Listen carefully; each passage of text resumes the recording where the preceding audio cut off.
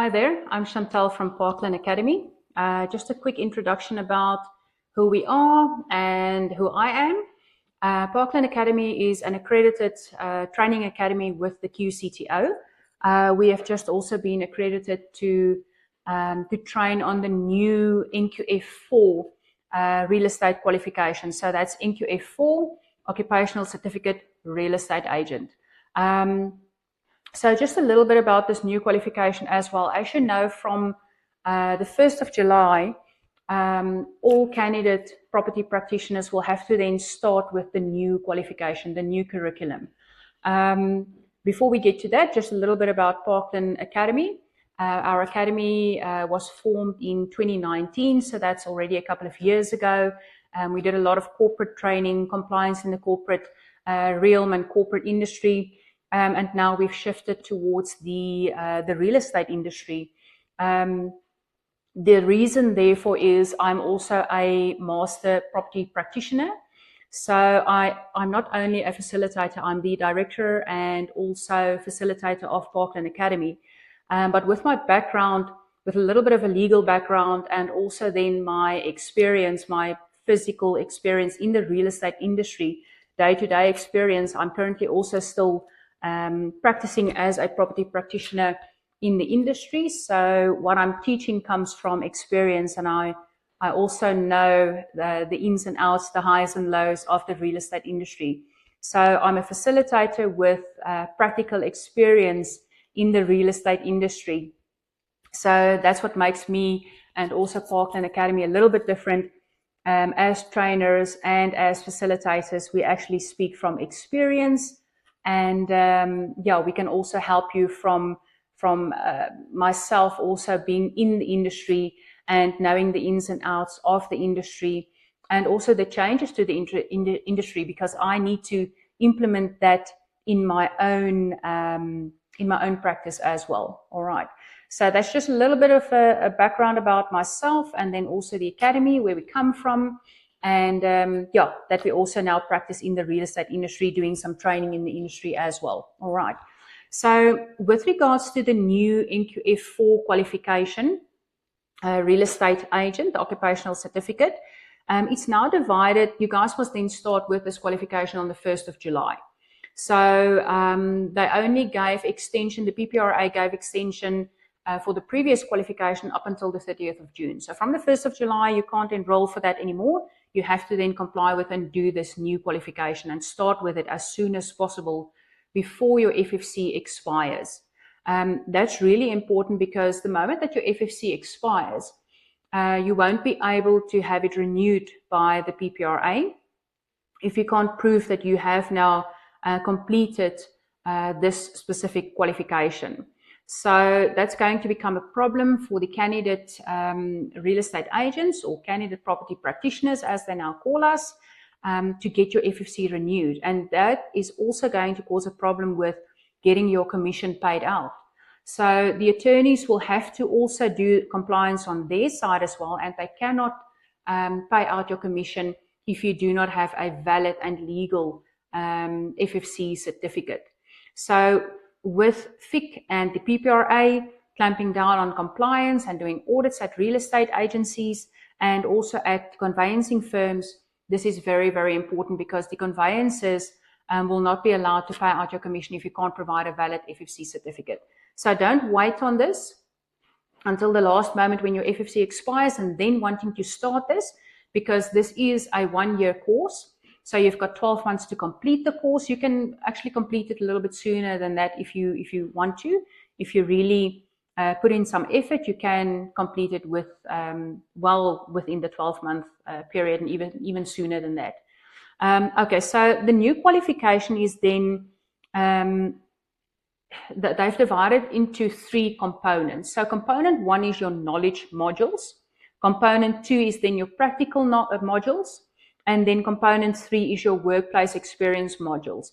So if you remember from the old qualification, your workplace experience modules was like, or is now like your old logbook. So that is to show the PPRA that you are able and qualified to actually go and do and work physically in the industry. where you then go out, you do your listings, you take your mandates, you write your OTPs, you do your mandatory property declaration reports, you comply with your FIC, etc. So that's actually where you go through the content, and then there's a lot of practical things that you need to submit within this component of the whole study unit. Okay, so those are the three components. So once you're done with your knowledge modules and your practical modules, I can do the statement of results for you. You take that to the PPRA, and then you can also then start with your workplace experience modules. That also gets signed off. And as soon as you've got all three components signed off, you can then go and enroll to write your ISA exam.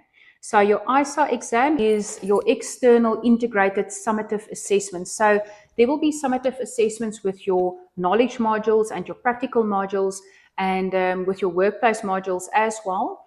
But this is your formal exam to go and write to say, listen, okay, I am competent. As soon as you have passed this ISA exam, this externally integrated summative assessment exam, they can then issue your certificate through the QCTO.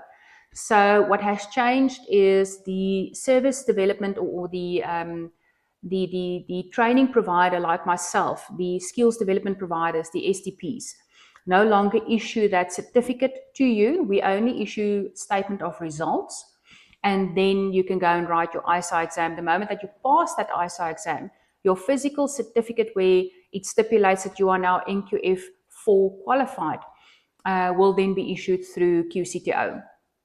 All right, so as soon as you then done that, then you can go and write the PDE4 exam. So the PDE4 exam is the PPRA exam. So in order to qualify for the new PDE4 exam, you will have to do all three components and go and write the ISA exam before you can actually go and write and enroll and write for the PDE4 exam. Okay, so that's the main difference. The old way, you did your training, you received your certificate from the service CETA, and then you went and wrote the PDE4 exam. Now it's a little bit different. You do your three components. You must first now write your ISA exam. And the big thing with the ISA exam is it's not an open book exam. It is a closed book exam. So you will have to really study your content, remember it, and then have enough knowledge to actually go and physically apply that knowledge that you have now gained in that ISA exam. It's a lot of it is based on examples and scenario-based questions and so on. Parkland Academy also provides you an example of the ISA exam that was written. So yeah, unfortunately, the ISA exam is a closed book exam, and then once you write the PDE4 exam, that exam is an open book exam. Okay, so what if you are exempted from that? This is a lot of questions that we do get sometimes from the people, from the learners. If you are exempted from NQF4 and maybe say exempted from NQF5, then you still need to go and write your PDE4 and your PDE5 exam with the PPRA. Okay, so exemption from NQF4 just exempts you from actually going to do the whole NQF4 qualification and writing the ISA exam to confirm that you now are actually qualified for the NQF4 exam, okay, or NQF qualification. So that's what the ISA exam is. It's to show that you are now qualified for either NQF4 or NQF5, right? But when you are exempted, it means that you don't have to go and write the new ISA exam because you are exempted from the NQF4 qualification or the NQF5 qualification. The ISA exam is in order to obtain your NQF4 qualification or your NQF5 qualification. So then when you're exempted, you don't have to do that, but you still have to do, like the old days, you still have to go and write your PDE exams, either PDE4, or if you choose to go further and want to do the PDE5 as well, then you still have to go and write your PDE5 exam.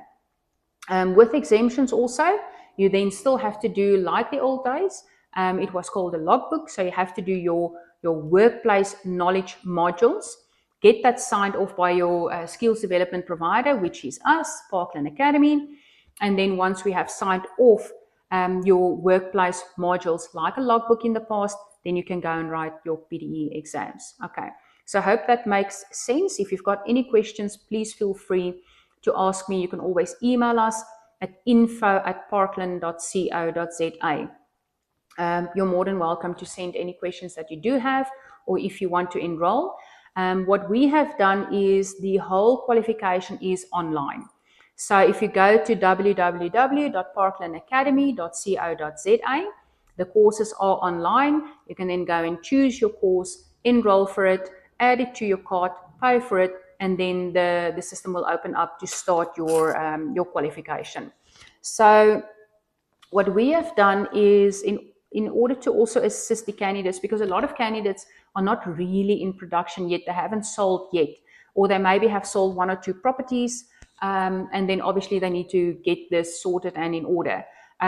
We've divided the qualification into 3 components as it is, but you enroll for the 1 component, your Learner Guide 1, which is then your knowledge modules. You enroll for that, pay for that, get it over and done with, receive your statement of results, and then you move on to the next Learner Guide 2, which is then your knowledge modules, your practical modules, that's Learner Guide 2. So then it's more practical things that you also do together with your theory modules. So then you enroll for your practical modules, Learner Guide 2, you pay for that, you get it finished, you get your statement of results, and then you move on to your 3rd component, which is then your workplace experience modules. So you can go and have a look on our website what the prices are for that. We help you to do this in such a way that you don't have to then pay for the whole course all at once and spend a hefty fee on obtaining your qualification all at once. So you do the qualification, but we divide it into 3 components as well, as it is divided in the qualification as well. So that will allow you a little bit of relief financially, so that you can first do and pay and get the first one over and done with, then the second, then your final component. And once you're done with that, then obviously you need to go and enroll and write for your ISA exam.